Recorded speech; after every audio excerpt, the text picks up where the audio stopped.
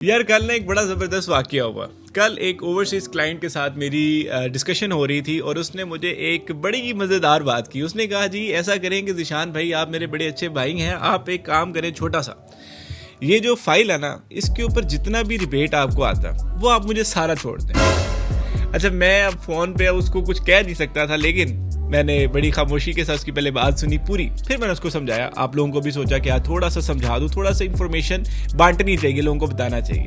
अब मैं सोच के रहा था कि यार ये बंदा बाहर रहता है, एप्पल के स्टोर में भी जाता होगा, आईफोन भी खरीदता होगा, तो वहाँ पे लिखा होता है $999। कभी इसने जाके एप्पल वालों को कहा कि ऐसा करें कि जितने में ये कॉस्ट कर रहा है ना जरा उतने में दे दें? नहीं। क्यों? क्योंकि एप्पल से उसको सर्विसेज चाहिए बाद में। तो अगर मेरे से वो फाइल खरीद रहा है और वो एक्सपेक्ट, पता है मेरे से क्या कह रहा है? एक्सपेक्ट ये कह रहा है कि मैं 4 साल तक उसका साथ दूंगा, आज उसको एक फाइल बेचूंगा, उसकी इंस्टॉलमेंट्स में कभी कोई प्रॉब्लम होगी तो मेरे ऑफिस का स्टाफ जाएगा, जाके उसके लिए वो काम करेगा, मेरे ऑफिस का स्टाफ हमेशा उसके लिए जाया करेगा, उसके कभी लेट पेमेंट सरचार्ज पड़ जाए तो उसकी एप्लीकेशन फिल कर करके कहेगा कि जी ये इसको जुर्माना माफ़ कर दें। जब उसका प्लॉट नंबर अलॉट होना होगा तो उसको ये सर्विसेज भी दी जाएंगी कि उसका प्लॉट थोड़ी सी बेहतर जगह पे लगवा लिया जाए, क्योंकि उसका हमारा एक ताल्लुक भी है। फिर वो ये भी एक्सपेक्ट करते हैं कि अगर वो पाकिस्तान आते हैं तो हमारे पास चक्कर भी लगाएंगे, फिर हम उनको एंटरटेन भी करेंगे।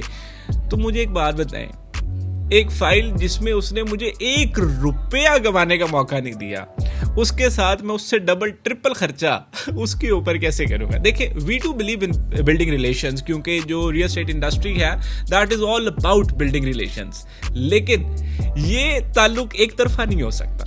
एक तरफा ताल्लुक में ना हमेशा नुकसान किया जाता है। अब इसी वजह से मेरे बहुत सारे भाइयों का ना नुकसान भी होता है, क्योंकि वो चाहते हैं कि वो समझते हैं कि पता नहीं कि ये 2 लाख वाली फाइल है, इसके अंदर ₹1,90,000 बंदे का मुनाफा ही है और 10,000 की फाइल आती है।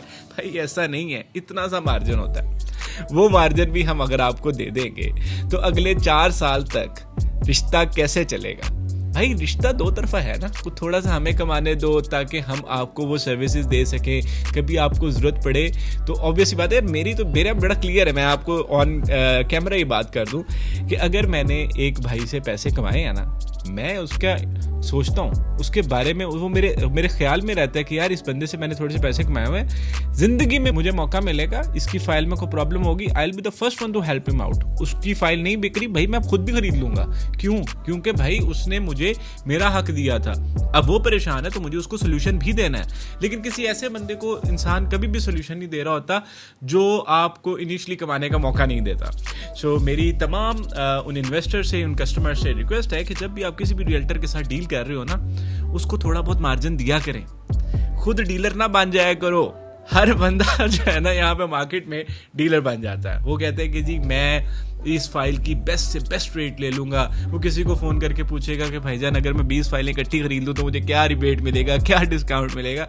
सो these all things at the end of the day are very dangerous for you guys. हमारा कोई नुकसान नहीं होता, क्योंकि कोई ना कोई बीच में एक ऐसा रियल्टर आता है तो स्मार्ट वन जो आपको कहता है कि भाई ये फाइल नहीं, ये वाली ले लें, और वो फाइल एक्चुअली मार्केट में बहुत लो वैल्यूड होती है और वो आपको एक हैंडसम अमाउंट जो है उसमें से छोड़ देता है और आपको लगता है कि आप जीत गए, लेकिन आप जीते नहीं, उस दिन आपने अपना नुकसान कर लिया। तो एक अच्छी सोसाइटी के अंदर अच्छे रियल्टर के साथ, अच्छे ऑथराइज सेल्स पार्टनर के साथ इन्वेस्ट किया करें ताकि आपके पैसों की हिफाजत की जाए और रियल्टर को उनका हक दिया करें ताकि वो आपके बारे में अपने से पहले सोचे।